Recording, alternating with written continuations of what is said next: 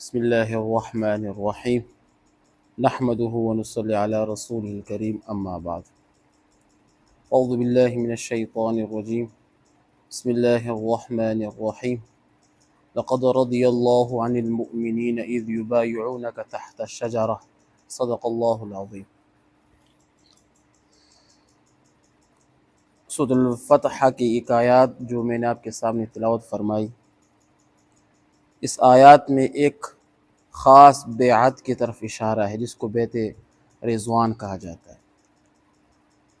صلح حدیبیہ کے موقع پر جب حضور صلی اللہ علیہ وآلہ وسلم نے ثالث کردار کے لیے عثمان رضی اللہ تعالیٰ عنہ کو مکہ بھیجا، تو یہ افواہ وہاں سے آئی کہ نعوذ باللہ من ذالک عثمان کو شہید کر دیا گیا۔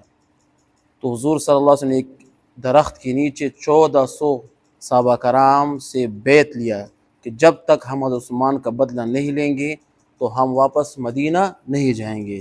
اس کو کہتے ہیں بیعت رضوان۔ میں جس شخصیت کی طرف اشارہ کرنا چاہتا ہوں اس کا نام ہے حضرت عثمان غنی رضی اللہ تعالیٰ عنہ۔ آج اس کی تاریخ 18 ذی الحجہ ہے۔ اس تاریخ پر اس کو شہید کیا گیا تھا۔ آج اسلامی تاریخ کون سی؟ 18 ذی الحجہ۔ اس دن اس صحابی جس کی خصوصیت بہت ہی زیادہ ہے، وہ صحابی جس کو حضور صلی اللہ علیہ وسلم نے 2 بیٹیاں نکاح میں دی تھی، وہ صحابی جس کے بارے میں حضور سے فرمایا کہ آج کے بعد عثمان جو بھی کرے گا اس کے بعد اس کو جہنم میں وہ نہیں پہنچا سکے گا، وہ صحابی کہ جس سے ملائکہ بھی کیا کہتے حیا کرتے تھے، ملائکہ شرم و حیا کا پیکر، اس کا نام ہے حضرت عثمان غنی رضی اللہ تعالیٰ عنہ۔ یہ وہ صحابی ہیں جب حضور صلی اللہ علیہ وآلہ وسلم اور آپ کے صحابہ کرام مکہ سے مدینہ ہجرت فرما رہے تھے تو مدینہ میں صرف ایک کنواں تھا صاف پانی کا، اور وہ بھی یہودی کے ہاتھ میں تھا۔ اس کنویں کے پانی کو صحابہ کرام پر بیچا کرتا تھا سخت داموں پر، چونکہ صحابہ کرام کیا تھے؟ غریب تھے۔ تو اس عثمان غنی رضی اللہ تعالیٰ نے 12,000 دراہم دے کر اس کنویں کو خریدا کہ ایک دن اس کنویں کا پانی میں استعمال کروں گا، ایک دن وہ یہودی کرے گا۔ جس دن عثمان غنی رضی اللہ کا نمبر آتا تو پوری مدینہ کو پانی مفت دیا کرتا تھا۔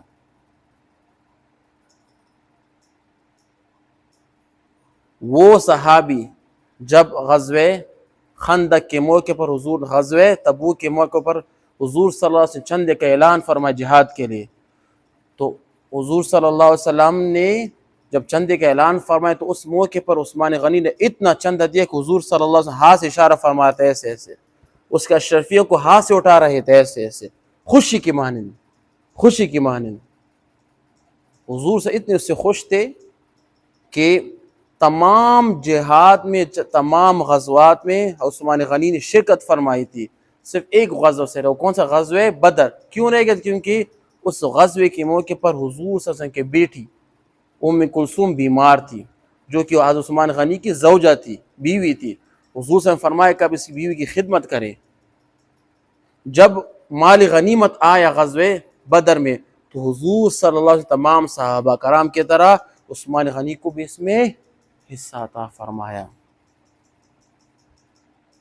یہ وہ صحابی ہے جو کہ مسلمان کے 30 خلیفہ منتخب ہوئے اور 12 سال حکومت کی، 6 سال آپ کی حکومت میں امن سے رہے اور آخر 6 سال کیا ہو کے کچھ اختلافات کا شکار ہوئے۔ یہ وہ صحابی تھے کہ آخری موقع پر اگرچہ اس کے ساتھ طاقت تھی کہ یہ جو مخالفین اس کو قتل کرتے، لیکن حضور صلی اللہ علیہ وسلم اس نے فرمایا کہ میں نہیں چاہتا کہ مدینے میں خون کا ایک بارش ہو، مدینے میں خون ہو۔ آخر دم تک اپنے سر کو کٹوا دیا لیکن مدینے میں جنگ نہیں فرمائی۔ یہ وہ صحابی ہیں کہ جس کی شہادت کی جو خون کے ٹکڑے تھے وہ قرآن مجید پر موجود ہیں۔ فَسَيَكْفِيكَهُمُ اللَّهُ، اس آیات پر آپ رضی اللہ تعالیٰ کے خون کے ٹکڑے آج بھی تاشقند کے ایک میوزیم میں پڑے ہیں، وہ قرآن مجید وہاں پر پڑا ہے، اس کے خون کے ٹکڑے آج بھی نظر آ رہے ہیں۔ اس صحابی کا آج کیا یوم شہادت ہے، یوم شہادت۔ تو ہمیں بھی چاہیے کہ ان کے اخلاق کردار کو سیکھ کر ان کے جو سخاوت کو سیکھ کر آپ خود بھی عمل کرے، اپنے ارد گرد ماحول میں دوست اقارب اس کو بھی اس کی ترغیب دے۔